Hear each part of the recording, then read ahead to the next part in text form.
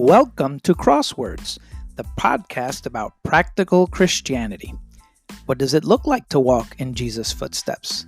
How do I live in a culture hostile to godliness? These are questions that we'll answer on each podcast as we get our heart and mind on Jesus. All scriptures quoted are from the New International Version. You can follow me on Twitter at kingdom_saint. Walk with the Lord today and be a blessing.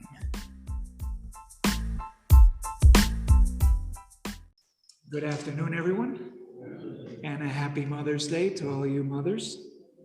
It's a pleasure to be here with you on this first day of the week, looking back onto certain events in your life, reminiscing, maybe getting a little nostalgic. I often can remember certain events when I look at pictures. I feel better about them than perhaps what I felt during that event itself. I look at the picture, I say, oh, that was such a nice time. That was such a peaceful time. Unfortunately, going back to like Ecclesiastes says, it's not good to dwell on the days past, right? It's not good to say those days were better than now. It says it's not wise. But, I look at that, I think about a certain something that happened maybe when I was younger, and I usually remember it better than what it was. And perhaps it is nostalgia for simple, better times. Perhaps it's just that positive feelings tend to overcome anything negative or pointless about the event. Of course, I'm not including traumatic events, only neutral or positive events, the ones that we typically like to photograph. Today, we're covering an incredible event. And I bet that when Peter remembered that event, he remembered it in all its glory. He remembered the good things. This affected Peter quite a bit. It did affect all the apostles, but Peter found himself sort of a protagonist in this particular event. I think he remembered the epic feeling of walking on water. Many other things happened that led to that, but what stood out probably in Peter's minds was the fact that he walked on water. Little background before we get into the actual event. Jesus had just fed the 5,000 people, 5,000 men, not to mention women and children. The crowd was so amazed by what he did before their eyes. Everybody understood what had happened there. They wanted to make him king by force. That's what John 6:15 says. They were so amazed that they said, well, certainly this man has to become our king. This shows they didn't really understand that Jesus was already king. He didn't need to be made king. He was born a king. But they did not understand that the point of the miracles was to declare his kingship. And they didn't really accept him as the king that he already was. This is why they reject him after he declared that he is the bread of life that is able to make you live forever. They reject him. They turn away from him. And so after this event, this series of events happened, we pick it up here in Matthew 14, verse 22, where it reads, Jesus quickly made his disciples get into a boat and cross the other side ahead of him while he sent the people away. After sending the people away, he went up to a mountain to pray by himself. When evening came, he was there alone. So Jesus decides to send the disciples away on their own to begin crossing the Sea of Galilee. Remember that they had crossed one way. Now they're going to go back where they had came from. He wants to spend some time alone, Jesus. Remember, he wanted to rest before this whole feeding of the 5,000. They were looking forward to rest, looking forward to even spend some time mourning John the Baptizer. But that hadn't happened. So he needed this alone time. He goes up to a mountain. He wants to recharge. And he's there almost all night. Verse 24 says, the boat, now hundreds of yards from shore, was being thrown around by the waves because it was going against the wind. So while Jesus is by himself on the mountain, praying until very, very light, the disciples were in the boat trying to get to the other side of the Sea of Galilee, but guess what happens? they experience another storm. Remember, this is a sea that commonly experiences storms. This was not quite as bad as the other one that they experienced before that we covered, but bad enough that they found themselves exhausted trying to row against the current, against the waves. That must have been exhausting. Remember, it took several hours to row across this sea, and even more so if they're rowing against the wind and the waves. So they were exhausted. Jesus notices that. So between 3 and 6 o'clock in the morning, he comes to them. He doesn't wait until they get to the other side because he figures that they need help trying to get this boat across in the middle of this small storm. So he comes to them. He was walking on the sea, the scripture says. When the disciples saw him walking on the sea, they were terrified. They said, "It's a ghost," and began to scream. You ever catch yourself screaming? You're like, "Ah!" Something, frightened you and you let out a scream that you didn't think you had inside, right? That ever happened to you? Yeah, that's right. You say, "Wow, I didn't know I could scream like that." So that probably happened to them. They never saw this before. They don't know what they're seeing. There is no light. Remember, it's in the middle of the night. And they see this figure walking to them. Who walks on the sea, right? So they were terrified. They screamed. Immediately, Jesus says, "Calm down. It's me. Don't be afraid." Coming to them at the wee hours of the morning, walking. Now, no, walking on water by itself is a feat, right? It's a miracle. But can you picture waves, going up and down, right? I mean, it's a tempest. How do you walk on that? How do you walk on a floor that's moving up and down, that's unstable, right? We would fall down. That's what happens when there's an earthquake. The earth shakes, it shifts, and you see people kind of falling down, right? Staggering as if they were drunk. But Jesus is walking on the sea. It's going up and down, it's going sideways, and he is walking. Isn't that amazing? Whew. So the disciples, they were exhausted by this time. They were rowing for hours. I don't know if you've ever rowed a boat. Rowing a boat on calm water is exhausting. If you've never done it before, your arms, they feel like they're going to fall off. Now picture that, you're rowing against the wind, against the water, and they were doing this for hours. They were exhausted. When we are tired, our emotions, are at a tipping point.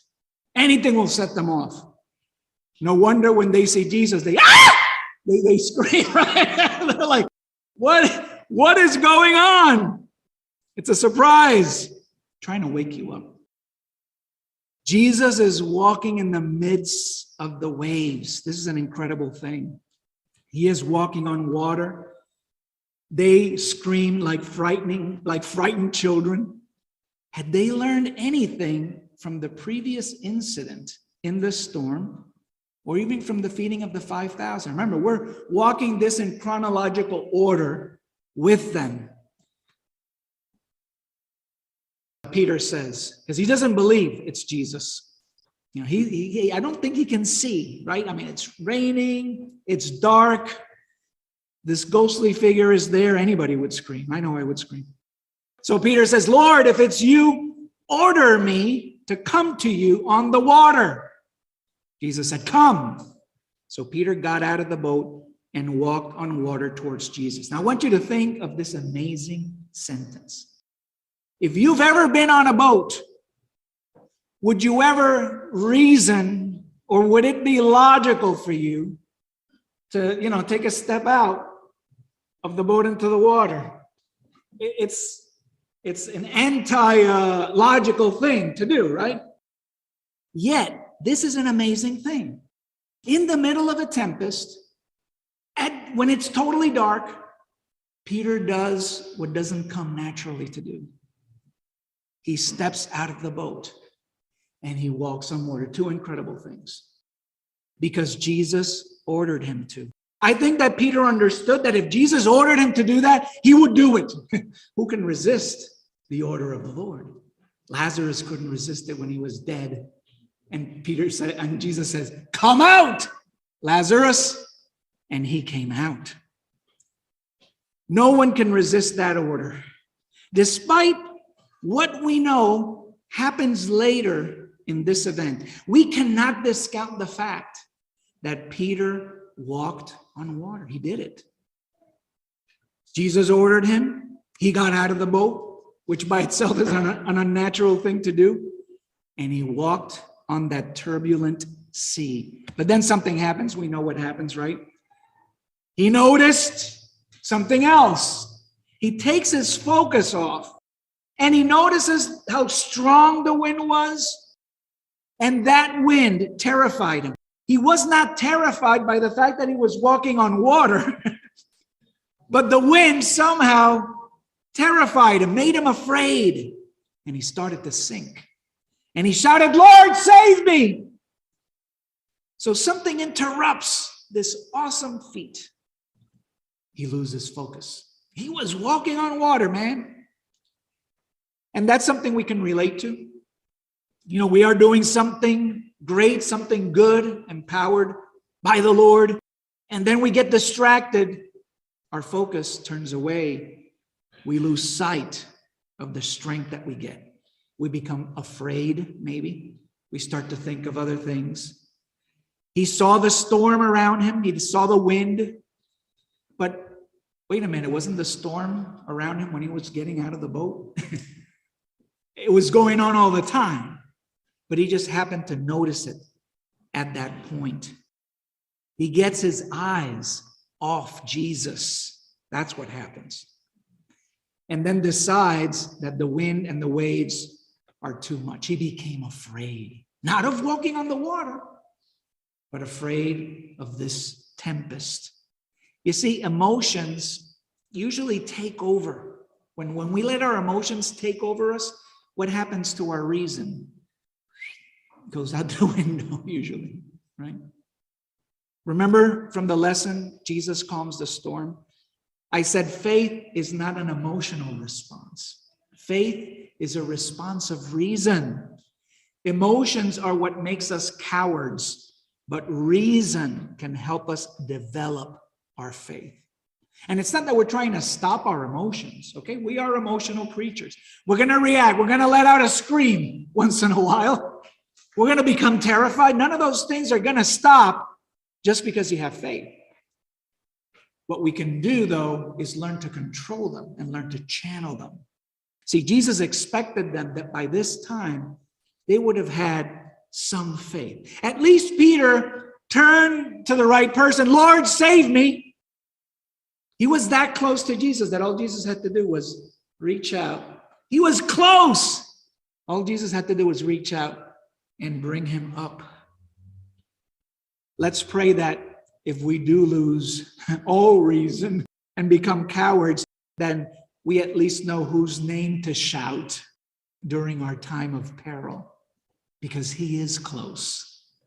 And all he has to do is reach out his hand and he brings you up. When our emotions take over, which sometimes they do, we have that sinking feeling. We feel like everything's getting out of sorts. But remember this picture. Remember, Jesus is right there. He's standing right in front of you. And all you have to do is say, "Lord, save me." And he's going to reach out his hand. You can be walking on water, or you're going to have that sinking feeling. Faith or fear, reason or emotion. Again, I reiterate, emotions are very helpful. God gave them to us for a reason, to connect to others, even to connect to God. They are terrible motivations, though, to make decisions. Don't decide to do something by how you feel. Decide based on who you know you are, and that is a child of God who wants to be obedient and has the Lord's support. So Jesus immediately reaches out and catches Peter, caught hold of him, and said, "You have so little faith. Why did you doubt?" I find this very interesting, what Jesus is saying here. He's right there. He's right next to Peter. He's right next to you. He is close enough to always reach out and catch you. He's right there. Right in the middle of the raging sea. While he was sinking, Jesus catches him and brings him up. And asks him, why did you doubt? Why? You were doing just fine. You were walking on water. What happened?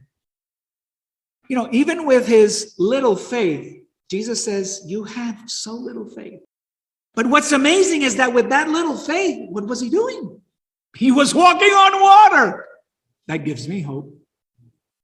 With the little faith that Jesus said he had, he was walking on water. So the problem was not little faith. What was the problem? Doubt.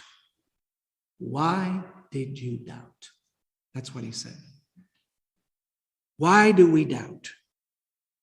Sometimes we remember this event as a failure for Peter. That's how we typically remember. Oh, Peter sank. But I prefer to focus on the fact that with the little faith that he had, he walked on water. He did that because he decided to obey Jesus rather than his instinct. That was the difference, right? But then the instinct tried to come back, right? When he saw the waves, the wind, we get that gut feeling, uh-oh, something's going to happen. We get terrified, we get afraid, and that's when we think. That's the doubting part, when we let our emotions take over. If you don't let them take over, whatever little faith you have is going to make you walk on water and continue that trend. That is faith. That's the start to faith. You know, we all have instincts. We all have emotions.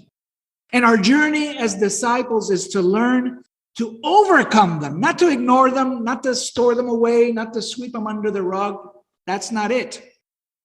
It's not to let them overcome our reason so that we can walk on water. What are you going to be led by? Your instinct or your fear? It was not by instinct or fear that I abandoned my plans to go to the University of Massachusetts and instead choose to start a ministry in Stony Brook. It was not by instinct or fear that I decided that I was going to be a missionary to Puerto Rico for 3 years. It was not by instinct or fear that I chose to marry my wife and have children or quit my well-paying job to become a full-time preacher. It was not by instinct or fear. Those were my walking on water moments. Each of you has a walking on water moment. And you have to decide, am I going to do this by instinct or am I going to do it by obedience? Of course, I haven't walked on water physically, but spiritually. And I have many more instances to look forward to when Jesus may call me out of my boat. What's the boat here? The comfort zone? Oh, I'm okay in the boat. Might be storming, might be raining.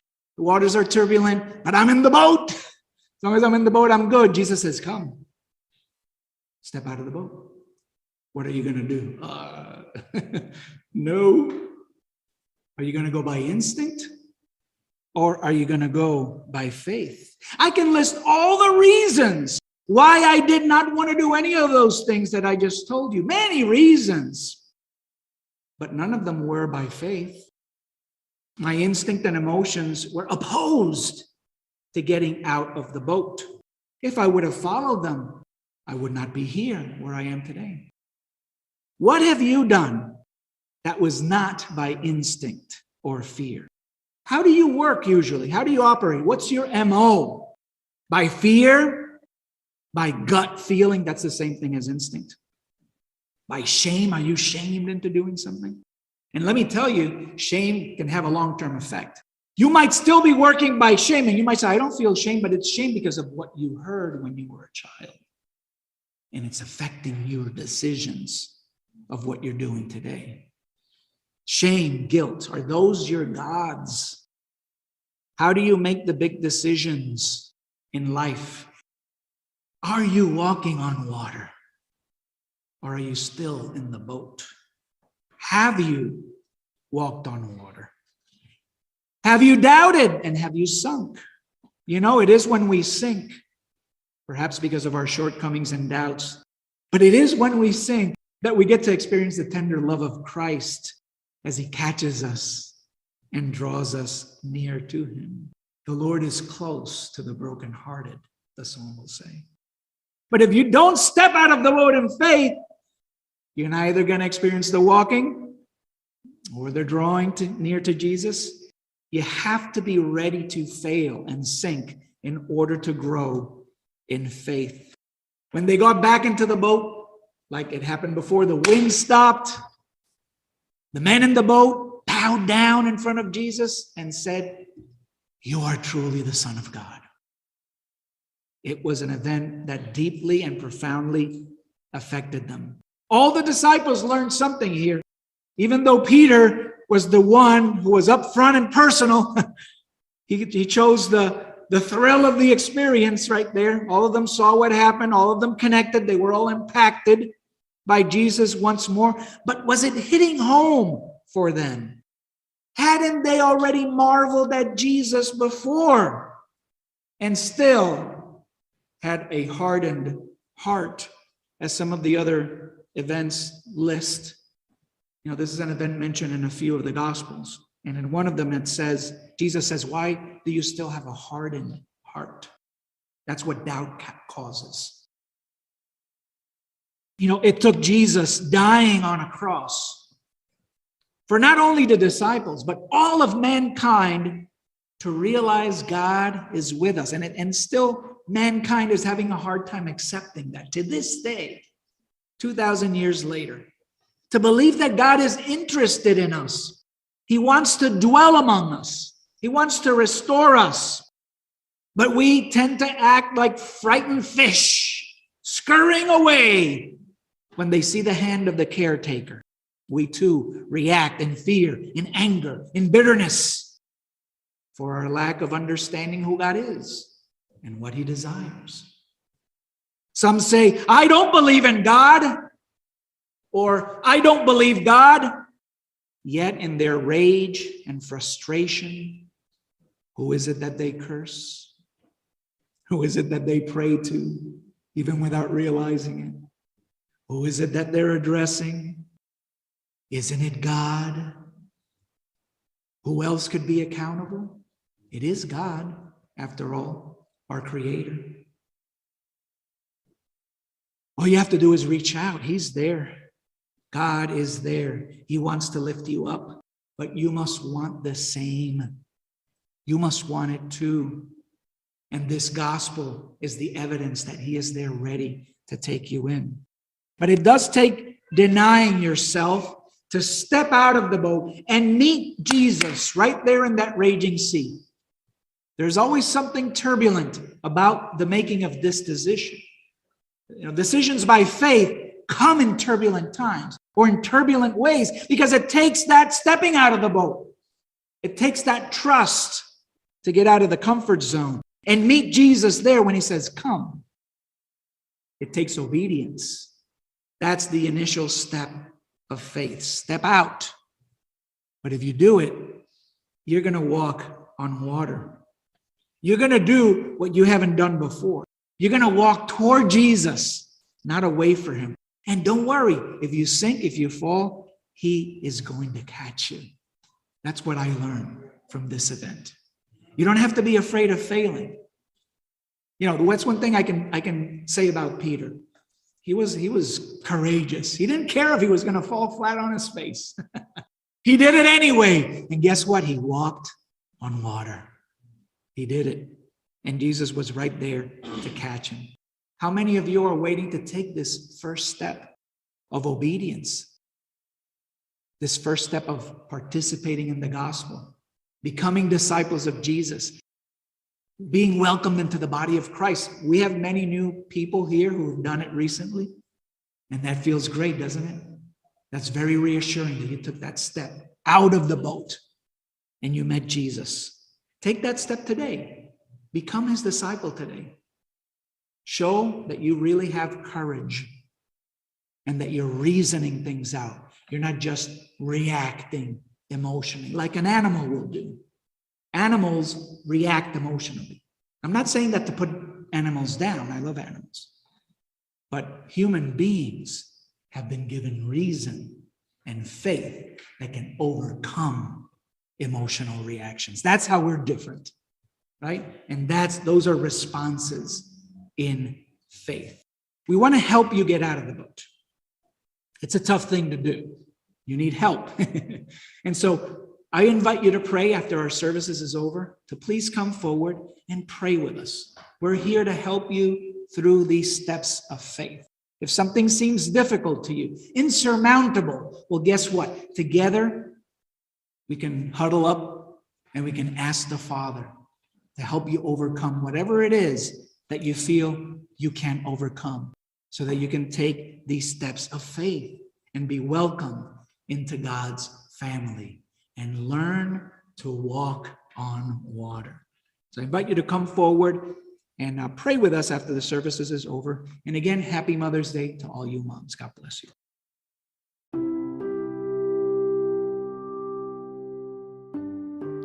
Thank you very much for listening.